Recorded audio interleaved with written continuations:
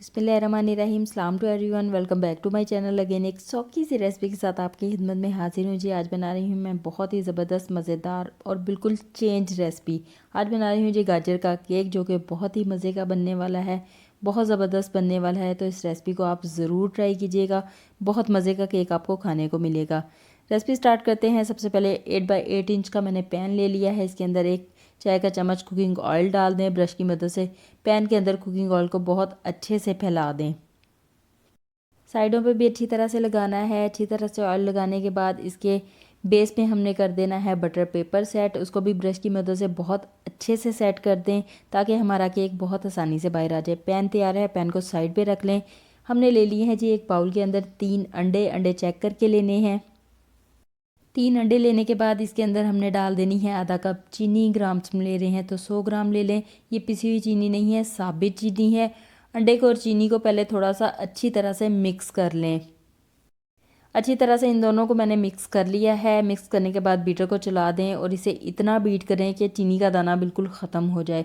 चीनी का दाना भी ख़त्म हो जाएगा और अंडे भी बीट हो के फूल जाएंगे, बहुत ही हल्के कलर के हो जाएंगे।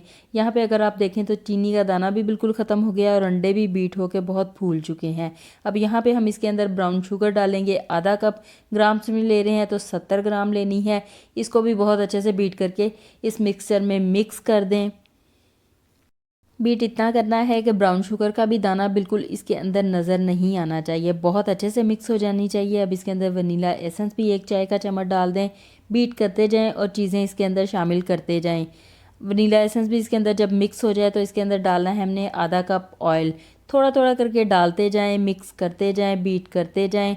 जितनी अच्छी तरह आप इसको मिक्स करेंगे, जितना अच्छा हमारा बैटर बनेगा, उतना ही मज़े का हमारा केक बनेगा। थोड़ा थोड़ा करके सारा ऑयल मैंने इसके अंदर शामिल कर दिया है, अच्छे से मिक्स कर लिया है। ऑयल अच्छे से मिक्स हो गया है, बैटर को बंद कर दें, साइड पे कर लें। अब हमने इसके अंदर डालना है मैदा। मैदा छान के डालना है, तो इसलिए छलनी रख ली है। छलनी रखने के बाद इसके अंदर 1.5 कप मैदा डाल दें। कप्स में डाल रहे हैं 1.5 कप डालेंगे। ग्राम्स में ले रहे हैं तो 200 ग्राम ले लें। और बेकिंग पाउडर 1 चाय का चम्मच इसके अंदर डाल दें। अच्छे से मिक्स करते करते दोनों चीज़ों को छान लें। आधा मैदा हम इसके ऊपर छानेंगे और आधे को हम साइड पे कर लेंगे। इसको फोल्ड करते करते मिक्स करना है, तो आधा मैदा मैंने इसके अंदर मिक्स करते करते छान लिया है। अब इसको साइड पे कर लें, बाकी के मैदे को हम बाद में छानेंगे। और इसको आपने बहुत ही पोले पोले हाथों के साथ बहुत प्यार से फोल्डिंग वाली ट्रिक के साथ मिक्स कर देना है। इतना मिक्स करना है कि मैदा इसके अंदर बिल्कुल नज़र ना आए। बहुत आराम से, बहुत प्यार से फोल्डिंग वाली ट्रिक के साथ मैं मैदे को इसके अंदर मिक्स कर रही हूँ। यहाँ अगर आप देखें तो मैदा इसके अंदर बहुत अच्छे से मिक्स हो गया है। बाकी के मैदे को भी इसके ऊपर लाएं और छान दें। छलनी को साइड पे कर लें और इस मैदे को भी सेम उसी तरह बहुत प्यार से, बहुत आराम से, पोले पोले हाथों के साथ इसके अंदर मिक्स कर दें।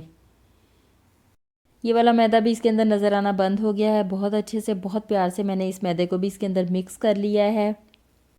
अब इसके अंदर कद्दूकस की हुई गाजरें डालनी है। 1.5 कप, ग्राम्स में ले रहे हैं तो 200 ग्राम ले लें और गाजरें इसके अंदर शामिल कर दें। गाजरों को भी सेम आपने बहुत प्यार से, बहुत आराम से, बहुत अच्छी तरह इस बैटर के अंदर मिक्स कर देना है। गाजरें भी बहुत अच्छे से मैंने मिक्स कर ली हैं। बैटर यहाँ पे हमारा रेडी है। अब हम इसे मोल्ड में डालेंगे और बेक होने के लिए रख देंगे। तो मोल्ड हमने पहले से तैयार कर लिया था। अब यहाँ पे इसके अंदर ये सारा बैटर डालें।